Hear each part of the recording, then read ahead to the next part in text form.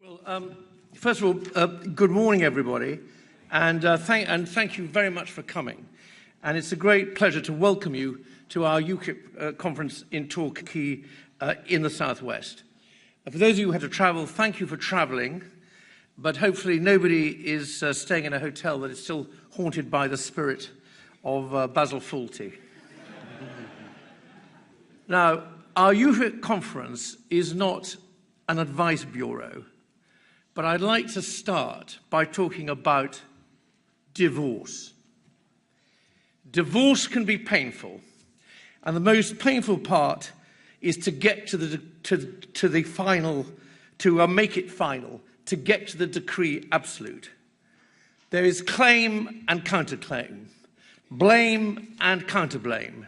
Indeed, divorce can often get nasty, although that should not be necessary. And the worst part of it is who gets to keep what, who pays, and how much.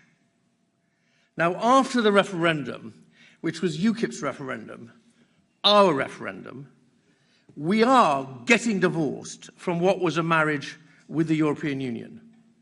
And it's worth pointing out, just quickly, that what we entered into 43 years ago with 6 other European countries with similar economies was to be part of a common market. It was not a marriage with 27 countries, many with different economies and at completely different stages of development.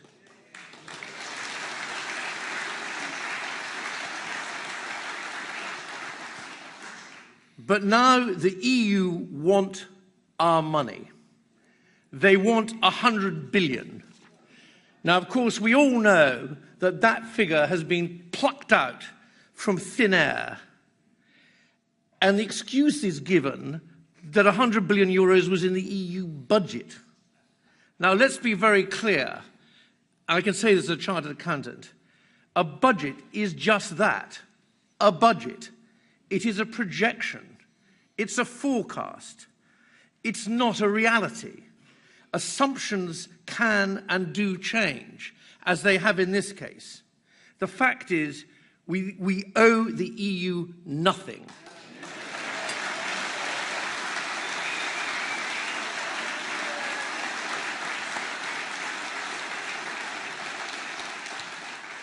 And if we do choose to give them anything, that will be our choice and that will be our generosity and should be seen as such.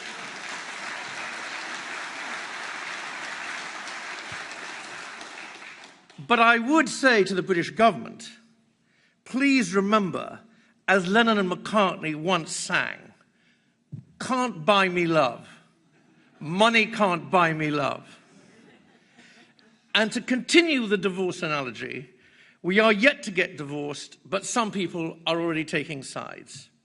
And unfortunately, many people who ought to be on our side are in fact on the other side.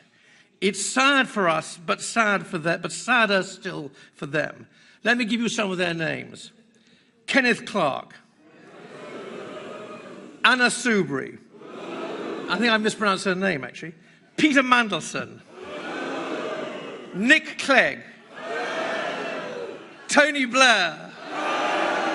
Who apparently is going to return to British politics. These are the usual suspects. But why is it that these very qualified people don't seem to understand that in any negotiation, and above all in this one, if you are not prepared to walk away, you give the other side all the cards?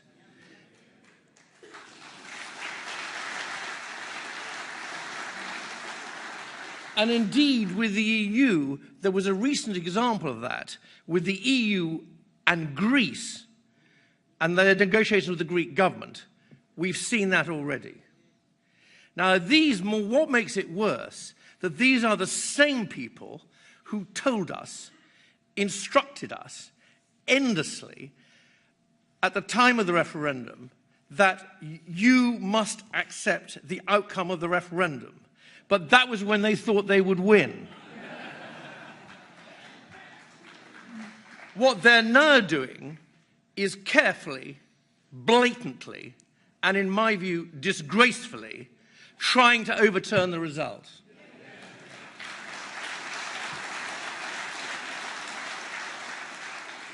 They ought to know better. Now, to Labour and Brexit.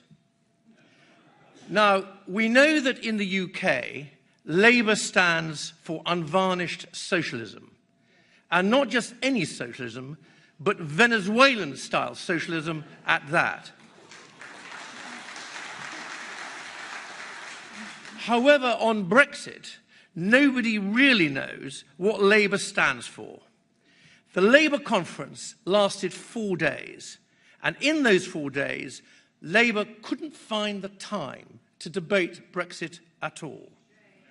But what is clear is that a majority of Labour MPs, who people have voted for, want the UK in the single market. Now, that has consequences. It means freedom of movement, an endless and enduring stream of payments to the EU, and that we continue to pay homage to the European Court of Justice. These are facts. But there's another fact which is even more important. Only around 12% of the UK's economy is accounted for by exports to the 27 member states.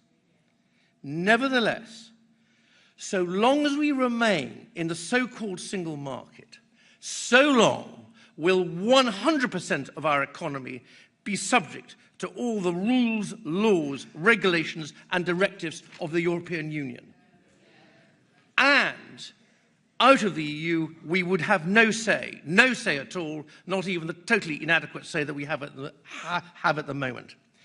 This would not be a good outcome for our country, and that is something you will never hear on the BBC.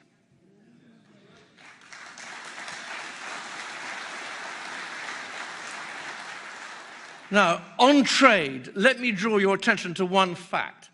I'm not a magician, but I'm going to produce a prop here. This is a bottle of wine produced in Australia. You may have seen, some of you may even have consumed wine produced in Australia. Australia sells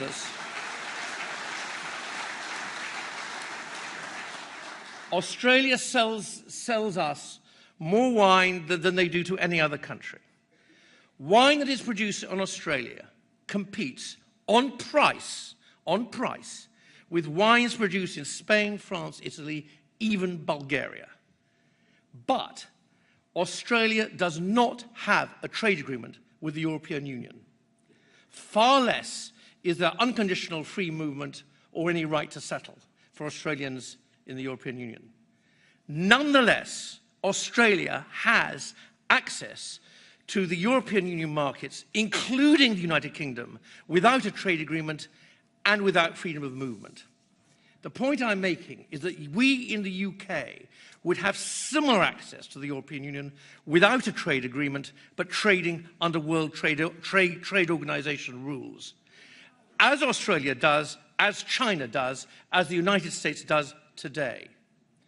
On trade, after Brexit, to paraphrase Franklin Delano Roosevelt at his inauguration speech in 1933, we have nothing to fear but fear itself.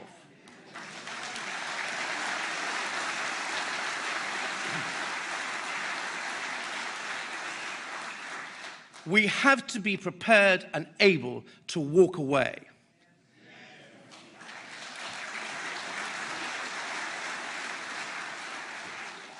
Now, on immigration, to quote Nigel Farage. Actually, I don't think it's very often that Nigel's been quoted after F.D. Roosevelt, but never mind. He said, "We just want to be a normal country that can control its own borders." That's it. Despite all the abuse, that's what it is.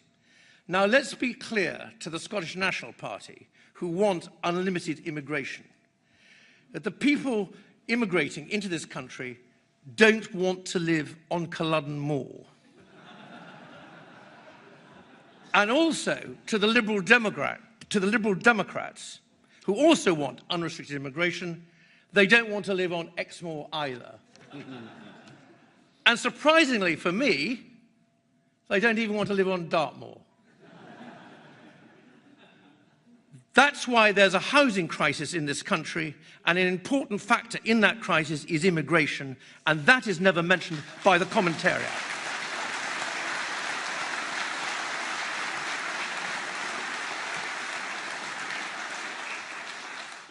Now, back to Brexit. To the die-hard Remainers, I would say this: look at the facts, not the false facts and the fake news from the BBC, the real facts. Economic forecast after economic forecast has shown that Brexit will be good for Britain, and as well as the unanswerable constitutional case for leaving, we want to rule ourselves, there is a clear economic case as well. So, ladies and gentlemen, this is what UKIP stands for. We don't just stand for real Brexit. We have a dream of an independent country that is not a province in a protectionist European superstate.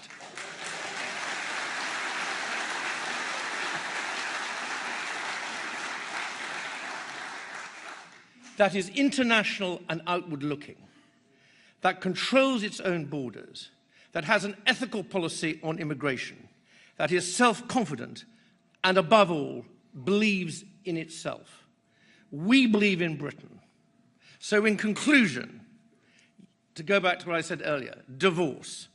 Yes, a divorce can be expensive, but much, much more important, freedom is priceless. Thank you very much.